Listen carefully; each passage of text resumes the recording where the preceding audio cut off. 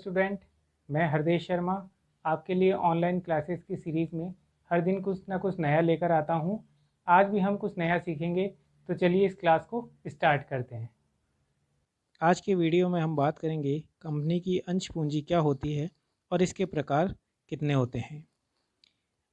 अंश पूंजी से आशय उस राशि से है जिसे एक कंपनी अंशों का निर्गमन कर एकत्रित करती है या वह एकत्रित कर चुकी है। एक कंपनी की पूंजी निर्धारित मूल्य वाली छोटी छोटी इकाइयों में विभक्त होती है, जिसे हम अंश कहते हैं। कहने का तात्पर्य है जैसे 1 रुपये, 2, 5, 10 या 100 रुपये वाली अलग अलग इकाइयों में कंपनी की पूंजी को छोटे छोटे अंशों में बांटा जाता है। उदाहरण के तौर पे अगर देखें तो एक कंपनी की कुल पूंजी यदि 1 करोड़ रुपये है, तो 10 रुपये वाले 10 लाख अंशों में वह राशि विभक्त होगी। तो ऐसी दशा में उस कंपनी की कुल पूंजी 10 रुपये वाले 10 लाख अंशों में विभाजित होगी और यही अंश का अंकित मूल्य 10 रुपये कहलाएगा। अब हम बात करते हैं अंशों के प्रकार कितने होते हैं। मुख्य रूप से अंशों के 2 प्रकार होते हैं, जिसमें पहला है पूर्वाधिकार अंश तथा दूसरा है समता अंश।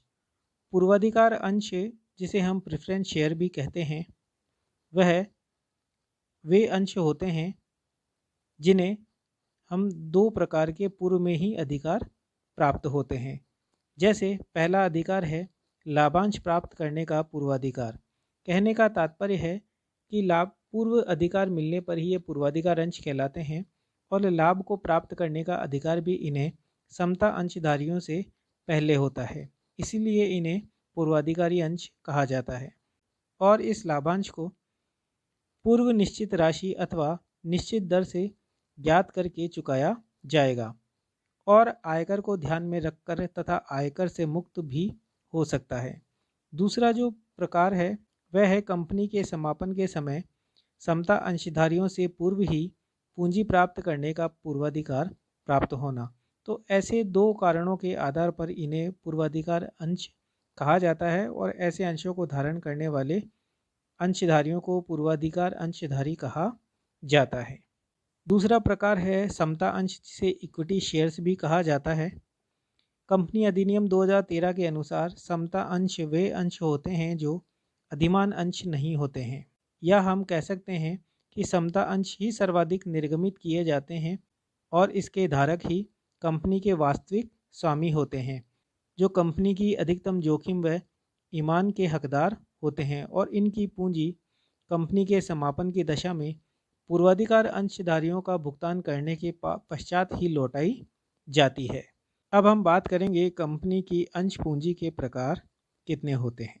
कंपनी अधिनियम 2013 की अनुसूची 3 के अनुसार कहा गया है कि एक कंपनी के प्रत्येक वर्ग की अंश पूंजी को हम मुख्य रूप से 3 भागों में दर्शाते हैं। पहला है अधिकृत पूंजी, दूसरा है निर्गमित पूंजी और तीसरा है प्रार्थिक पूंजी के रूप में। तो चलिए बात करते हैं सर्वप्रथम अधिकृत पूंजी, जिसे ऑथराइज्ड शेयर कैपिटल कहा जाता है, वह क्या है।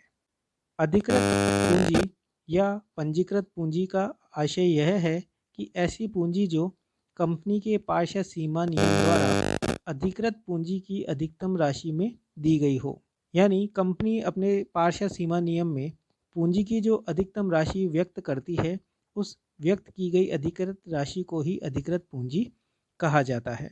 और इसमें प्रत्येक प्रकार के अंशों, पूर्वाधिकार अंशों और समता अंशों को अलग अलग रूप में दर्शाया जाता है। यानी व्यवसाय की कुल पूंजी जो पार्षद सीमा नियमों में दर्शाई जाती है, वह हमारे लिए अधिकृत पूंजी कहलाती है और इसे हम अंशों में, पूर्वाधिकार अंशों में, समता अंशों में पृथक पृथक रूप से दर्शाएंगे। दूसरा प्रकार है हमारे लिए निर्गमित पूंजी, जिसे हम इशूड कैपिटल भी कहते हैं। निर्गमित पूंजी से आशय ऐसी पूंजी से है जिसे कंपनी समय समय पर अभिदान यानी सब्सक्रिप्शन के लिए निर्गमित करती हो।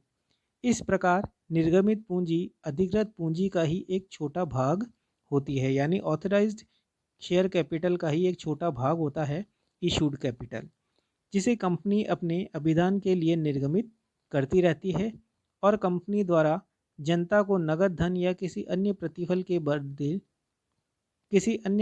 के बदले निर्गमित किए गए अंशों के अंकित मूल्य को ही निर्गमित पूंजी कहते हैं।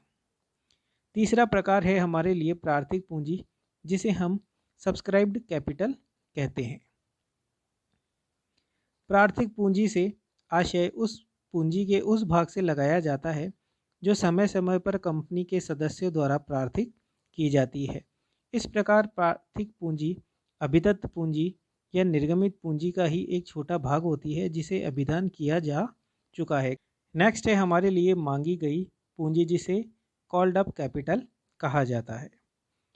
मांगी गई पूंजी से आशय पूंजी के उस भाग से लिया जाता है जिसे भुगतान हेतु मांगा जा चुका हो।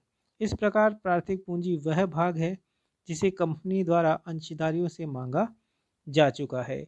नेक्स्ट है हमारे लिए प्रदत्त पूंजी, जिसे पेड अप कैपिटल कहा जाता है। प्रदत्त अंश पूंजी से आशय जमा की गई उन धनराशियों के योग के समतुल्य से है जो निर्गमित किए गए अंशों पर प्रदत्त रूप से प्राप्त हो गई हो, तथा इसमें कंपनी के अंशों के संदर्भ में प्रदत्त रूप में जमा की गई राशि को भी शामिल किया जाता है, लेकिन इसमें ऐसे अंशों के संबंध में प्राप्त अन्य राशि जिसे किसी भी नाम से जाना जा सकता हो को शामिल नहीं किया जाएगा। इस बात का हमें ध्यान रखना है।